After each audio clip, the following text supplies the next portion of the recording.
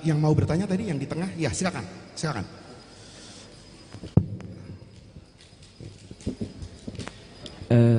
لي سؤالان. السؤال الأول: سمعنا الشكاوى من الأمة الذي لم يكن قريبا من مجالسنا أن المواضع التي تلقى في المجالس أحيانا بعيدة عن أمراض الأمة، فأحيانا هناك تكرار في المواضع التي تلقى في المجالس.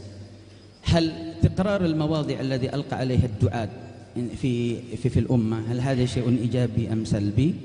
وكيف نحن كالدعاة نقتدي اقتداء بنبينا محمد صلى الله عليه وسلم حتى لا يكون تركيزنا في تقديم ما يمكن تقديمها، حتى يكون توجيهاتنا يكون معالجة أم أمراض الأمة في الأمة. هذا أولا. ثانيا، كما تفضلتم في توجيهاتكم أن لابد علينا أن نحاول في تطبيق الشريعة في عدة أمور خصوصا، ولكن المشكلة رأينا الآن أن رجال الدولة الذي موجود في عدة الدول هم لم يعيشوا ولم يترأر على تربوي منهج النبوية، ولهذا هنا كان دعاة أو العلماء يحاولون أن يطبق، فيرى أن هذا المحاولة يكون عدوا لأنهم يترأر على الاشتراكية والعلمانية والإلحادية، فيكون هناك محاولة.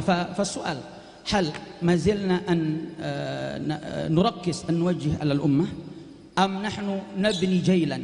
يعني سيكون هم يدخلون على الدولة فيكون رجال الدولة وهم عاشوا على منهج نبوية. فما هي الطريقة التي نسلك حتى نكون هذا تطبيق الشريعة سيكون شيئا نرى تطبيقها في قريب من الوقت؟ شكرا. اللهم صل على محمد وعلى آله. أما ما يتعلق بالبيان فيجب نحن معاشر الدعاة أن نقوم وضعنا ولا نفسح المجال لأن يقوم بالدعوة من لم يتفقه في الدين أو من لم يدرك فقه الواقع. Adapun di dalam penjelasan kepada masyarakat tersebut, pertama kita perlu meluruskan kondisi kita dan keadaan kita. Pertama, dengan tidak membuka peluang di dalam medan dakwah ini kepada orang-orang yang tidak mengerti dengan betul di dalam metodenya, di dalam penyampaiannya, di dalam caranya. ومعلوم أن هذا في غير الأمور الواضحة الجلية من الفرائض والفضائل التي يمكن لكل المسلمين أن يكونوا دعاة إليها، ولكن التصدي باسم الدعوة والخوض في أحكام في الشريعة أو في مسائل سواء كانت في العقائد عقدية أو كانت في الأحكام أو كانت في تحليل واقع الناس لابد فيها من الفقه في الدين والرجوع إلى أهل الاختصاص في ذلك.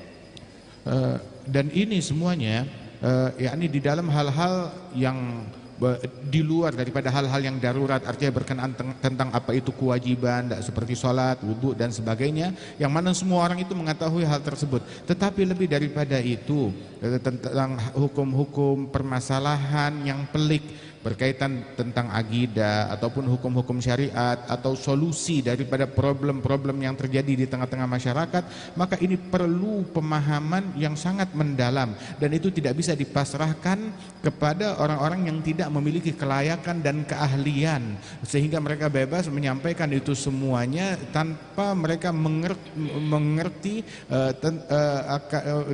dan memiliki kelayakan.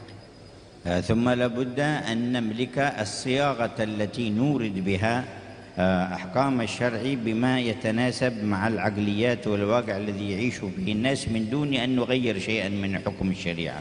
Kemudian juga yang diperlukan itu adalah bagaimana penyampaian yang kira-kira sesuai dengan masyarakat tanpa merubah hukum syariat itu sendiri. Dengan penyampaian yang baik, maka itu akan lebih mudah diterima di tengah-tengah masyarakat tanpa merubah hukum. أما وجود حكام إما يجهلون الشرع أو تربوا تربية مخالفة لأمر الشرع وما إلى ذلك فهذا من جملة الواقع الذي يكون في الأمة.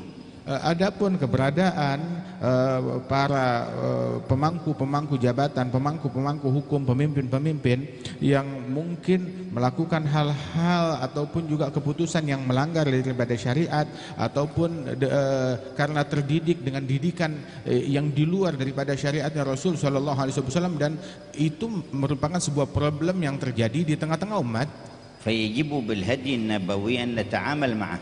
Maka dengan metode Rasul Shallallahu Alaihi Wasallam kita wajib bermuamalah mereka dengan metode yang diajarkan oleh Rasulullah.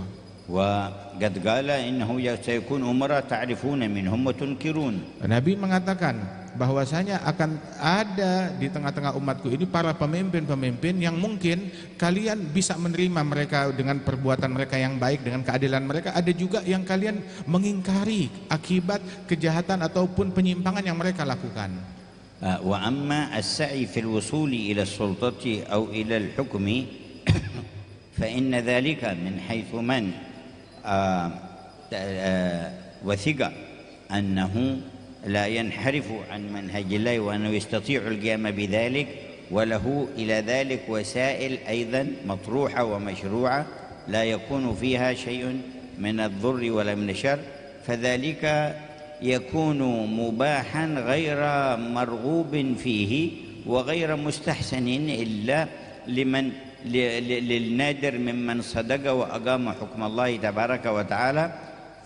بمعنى أن طلب الإمارة لا يتحول إلى فضيلة في وقت من الأوقات. وعندنا في الحديث الصحيح إنكم ستحرصون على الإمارة وإنها ستكون ندامة يوم القيامة، ولكننا لا نحرم ما أحل الله ونقول كل من أراد من شعوب المسلمين أن يتخذ طريقا صحيحا يقره الشرع ويوافق القانون للوصول إلى شيء من السلطة ومن الإمارة فذلك له، وعليه أن يخلص مع الله ويحسن النية. وأما أنه ينصح بذلك فليس الأمر كذلك، ولكن من ولاه الله تبارك وتعالى فهو المسؤول، والمولى عليهم أن ينتهجوا هدي الرسول في مقابلة أولئك المسؤولين كيفما كانوا حتى تكون بقعة حكمت بالإسلام وأهلها عامتهم وأكثرهم مسلمون حكمهم من يتنكر للإسلام ويضاد ويظهر الكفر الصريح. في هذه الحالة وحدها معنا من الهدي النبوي أمر بالخروج على هذا وإزاحته وإبعاده عند رؤية الكفر البواح. Adapun yang berkenaan tentang meraih jabatan kepemimpinan di dalam memimpin itu, ketahuilah bahwasanya untuk sampai kepada jabatan ataupun kepemimpinan tersebut selama itu tidak menyimpang daripada ajaran Rasul Shallallahu Alaihi Wasallam, dan juga dia dalam pencariannya tidak dengan menggunakan metode dan cara-cara yang membawa madarat ataupun keburukan ataupun kejahatan. Dan bersama itu semuanya apabila dia lakukan tanpa membawa madarat ataupun juga keburukan atau menambah problem di tengah-tengah umat, maka itu diizinkan dan boleh-boleh saja.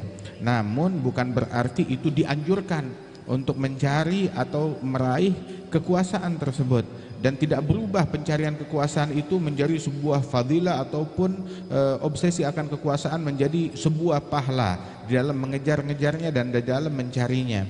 Sebab ketahuilah bahwasanya apabila seseorang ingin melakukannya, maka itu adalah sesuatu yang mubah, sesuatu yang diizinkan, akan tetapi dengan metode yang diizinkan di dalam syariat, dan juga diizinkan menurut aturan-aturan kenegaraan, tidak keluar daripada syariat dan aturan kenegaraan. Dan itu semuanya hendaknya dia lakukan dengan ikhlas dan dengan tulus dan niat yang baik.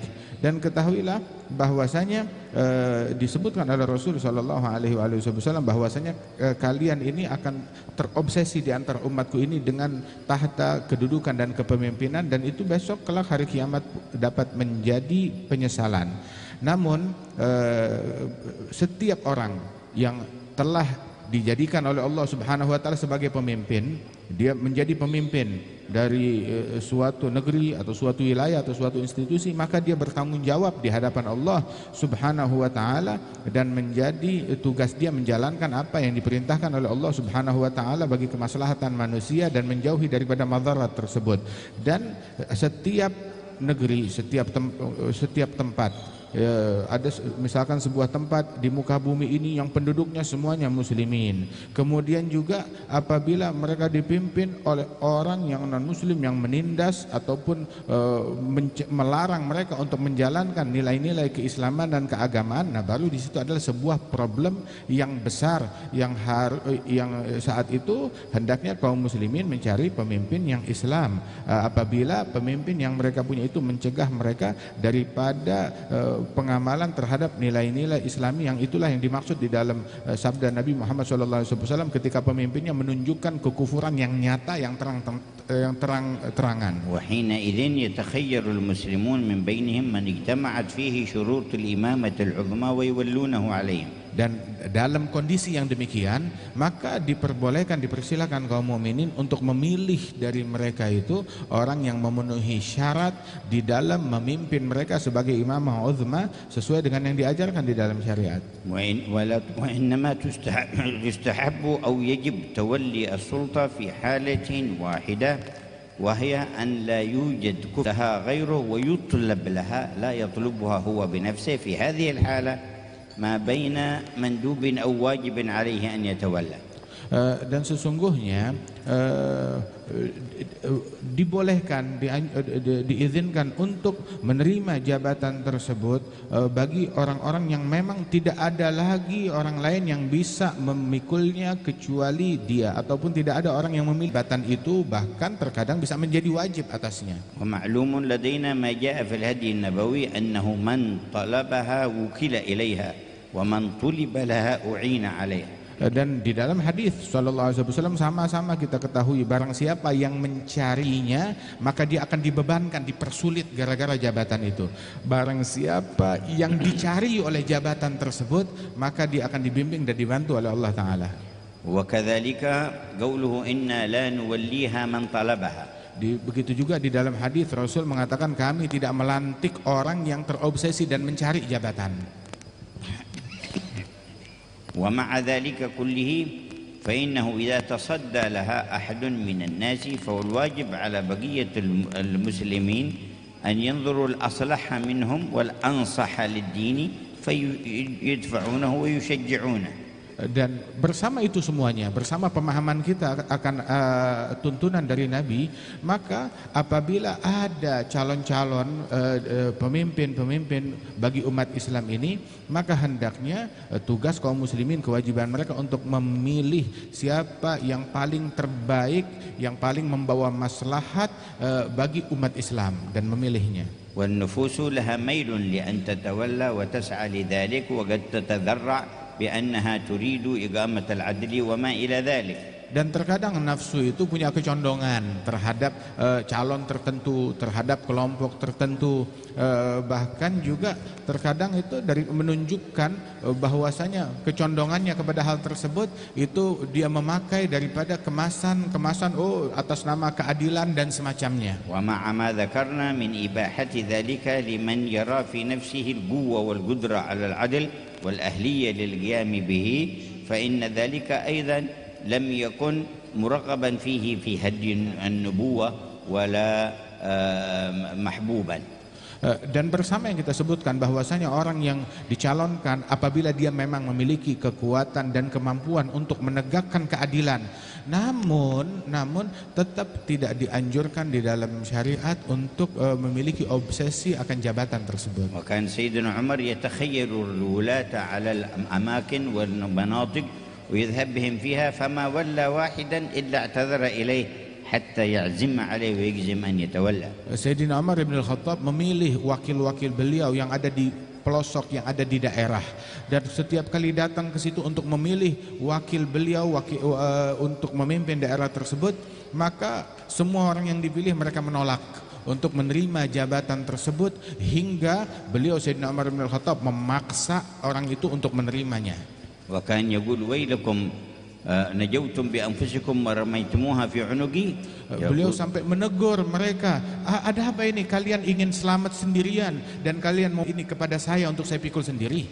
Azamtu alaika illa tawallaita yaqulu lilladhi yurid yuwalli. Saya mendesak kepada engkau agar engkau mau menerima jabatan ini dari saya, tolong bantu saya. Wa raja'a min wilayatin marratan sayyiduna Abu Hurairah فقال لسيدنا عمر يا أمير المؤمنين لا تولني ولاية بعدها. قال لماذا؟ Sayyidina Abu Hurairah radhiyallahu anhu, beliau pernah menjabat suatu jabatan, kemudian dia pulang kepada Sayyidina Umar bin Al-Khattab setelah masa tugasnya itu, dan dia bilang kepada Sayyidina Umar, wahai Amirul Mukminin, sudah cukup, jangan kamu perintahkan saya untuk menjabat menjadi pemimpin di daerah manapun lagi, sudah cukup. Ditanya kenapa? Qala inni dakhaltuha wa ana mukrah walakin al'an istahlat nafsi al-imara fa ana raghib fiha fala tuwallini fataftinani. Penyebabnya, saya waktu pertama kali dilantik, saya dilantiknya terpaksa, saya nggak mau tapi dipaksa. Namun seiring berjalannya waktu, saya keenakan. Dan sekarang nafsu saya condong, kepengen menjabat lagi, maka saya nggak pantas untuk menerima jabatan tersebut. Pokoknya jangan lantik saya untuk menerima jabatan apapun. Wa min al-ma'lumi kadzalika fil hadi an-nabawi annahu mahma kana al-amiru wa tamakkanna min nushi fala nabkhal bin nushi alayhi wa nansahu.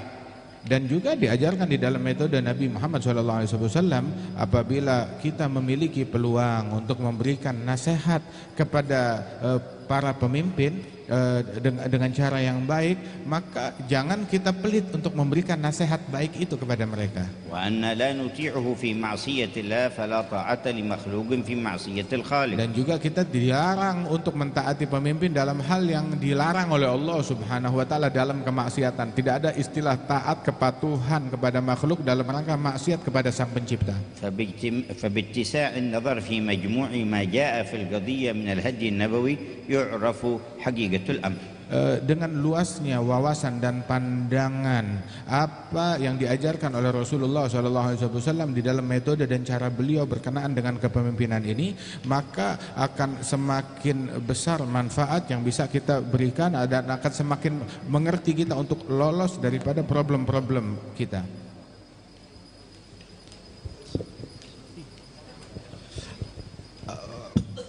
Bapak